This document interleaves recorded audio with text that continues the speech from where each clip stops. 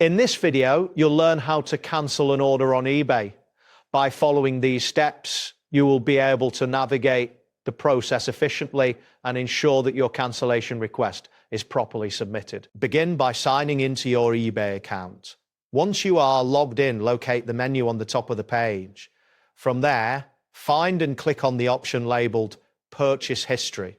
This section will display all your recent orders and transactions, allowing you to easily identify the order you wish to cancel. After accessing the purchase history, scroll through your orders until you find the specific transaction you want to cancel. Click on the order to open the details page. It is important to review the information related to the item and the seller before proceeding. Ensure that the order has not yet been shipped, as this is a key factor in whether the cancellation can be processed. Once you have confirmed that the order can be cancelled, look for the option to request a cancellation. This is typically labeled as Request C Cancellation or something similar. Click on this option and you will be prompted to provide a reason for your cancellation request. This message will be sent directly to the seller, and clear communication can significantly improve your chances of having the request approved. After submitting your cancellation request, it is essential to wait for the seller's response.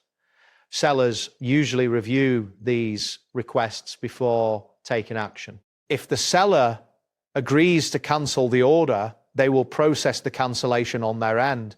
You may need to check back periodically for updates on the status of your request. If the seller approves your cancellation, you will receive confirmation that the order has been cancelled. A refund will be issued, which typically returns to the original payment method used for the purchase. Keep in mind that the processing time for the refund may vary depending on the payment provider. You can verify the cancellation by checking your order status in the purchase history, and you may also receive an email confirmation from eBay indicating that the transaction has been successfully reversed. That wraps up today's guide. Thanks for watching, and catch you in the next tutorial.